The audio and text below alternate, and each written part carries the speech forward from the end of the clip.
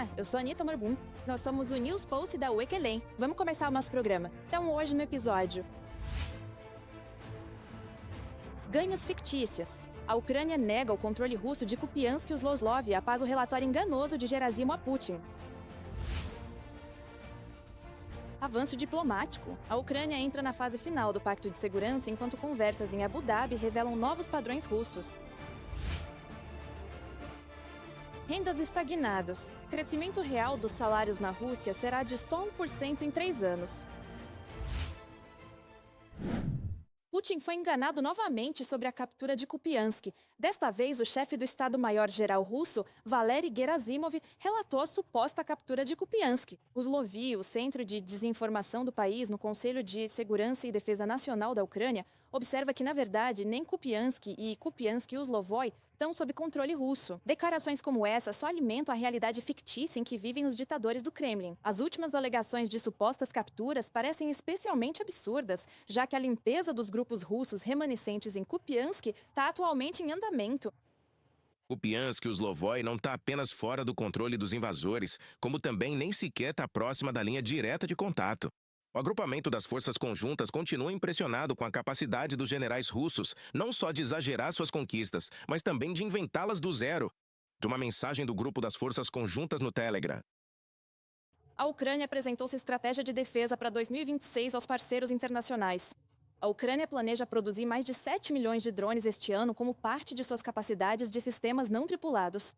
O objetivo é ampliar a zona de ataque de 20 para 100 quilômetros. A estratégia exige 120 bilhões de dólares. Do valor total, a Ucrânia planeja garantir metade desse montante por meio do próprio orçamento e de empréstimos da União Europeia. Os 60 bilhões de dólares americanos restantes são esperados dos parceiros na forma de assistência em segurança.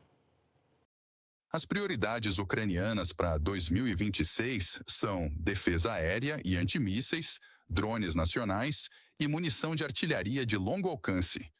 A Ucrânia pede que parceiros foquem 80% da assistência nessas 3 áreas. Ministério da Defesa da Ucrânia. Volodymyr Zelensky declarou que 50 mil baixas de soldados russos por mês é o nível ideal. Ele observou que a tarefa das unidades ucranianas é garantir um nível de destruição do inimigo. Quando as perdas russas excedem a quantidade de reforços que eles conseguem enviar para suas tropas a cada mês, segundo o presidente, essa é uma tarefa realista, embora difícil. Quando se trata de 50 mil baixas russas por mês, esse é o nível ideal. Essa tarefa é certamente difícil, mas ainda assim, esse é o nível ideal no qual a Rússia começará a ponderar o que está fazendo e pelo que está lutando. Isso pode ser feito, antes de tudo, com drones, certamente de todos os tipos, com uma análise clara e conclusões a partir das operações de combate realizadas. Também com um nível suficientemente alto de treinamento e coordenação das ações dos nossos soldados, das suas unidades. Estados Unidos. O presidente Donald Trump classificou os avanços após as conversas em Abu Dhabi como muito bons. O líder destacou mudanças positivas nas negociações para encerrar a guerra da Rússia contra a Ucrânia. No entanto, ele não revelou nenhum detalhe. Coisas muito boas estão acontecendo na Ucrânia e na Rússia. Coisas muito boas estão acontecendo na Ucrânia e... Rússia. A administração do ZEUA, o presidente Donald Trump, refutou oficialmente as informações divulgadas pela mídia ocidental sobre as duras condições supostamente impostas por Washington. Ofereceu à Ucrânia garantia de segurança que supostamente incluíam a exigência de abandonar Donbass. A Casa Branca enfatizou que o ZEUA apenas auxilia as partes a chegarem a um acordo. Como afirmou a secretária de imprensa da Casa Branca, Karoline Leavitt, o próprio efeito das negociações entre os Estados Unidos, a Ucrânia e a Rússia, que ocorreram em Abu Dhabi, demonstra a posição inabalável da Casa Branca em apoio a uma resolução pacífica da guerra. O presidente continua profundamente envolvido e, claro, está sendo informado por seus assessores, nomeadamente Jared Kushner e o enviado especial Witkoff, sobre essas conversas. Eles tiveram uma reunião multilateral no último fim de semana que não teve muita cobertura, mas foi histórica, pois a equipe do presidente realmente conseguiu colocar os dois lados desta guerra juntos à mesa para avançar em direção à paz. O presidente não está desistindo do processo de paz. Zelensky quer se reunir com Putin para resolver 2 questões: territórios e o controle da usina de Zaporizhia, disse o chanceler ucraniano Andriy Sybiha à European Pravda. Afirmou ainda que Ucrânia e Rússia devem assinar acordos de paz separados com o ZEUA. Sobre esse plano de 20 pontos, é um pacto bilateral entre Estados Unidos e Ucrânia. Os EA devem assinar o documento com a Rússia. Essa estrutura está em debate, mas as negociações seguem em andamento. É um processo. Há outro elemento fundamental: tropas em solo ou tropas estrangeiras. Andriy Sybiha, ministro das Relações Exteriores, à European Pravda. O crescimento real dos salários na Rússia deve chegar a apenas 1% nos próximos 3 anos. Essa previsão vem do Centro de Análise Macroeconômica, destacando uma forte queda no poder de compra dos russos. Analistas veem causa na queda dos lucros corporativos e no baixo nível de investimentos. Esses números representam apenas uma fração dos grandes desafios enfrentados pela economia russa, já que a pressão financeira da guerra em curso contra a Ucrânia continua aumentando. Estagnação econômica, altas taxas de juros e pesado endividamento das empresas. É assim que o país agressor está encerrando o 4º ano de guerra contra a Ucrânia. Em 2025, o crescimento do PIB da Rússia foi baixo, 1%. Em 2026, o PIB deve crescer só 0,8%, segundo economistas. A média global é de 3,3%. A situação é desoladora. Mas, apesar disso, Moscou não encerrará a guerra, diz o presidente finlandês Alexander Stubb. Veja a economia russa agora. Se considerarmos a inflação das 2 primeiras semanas, a projeção é de 30% ao ano. Juros em 16%. Crescimento zero. Chega de reservas. Incapacidade de pagar os soldados quando a guerra terminar. Portanto, estou mais preocupado com a falta de vontade da Rússia. Encerrar esta guerra porque eles não podem se dar ao luxo de fazê-lo do que com a capacidade da Rússia.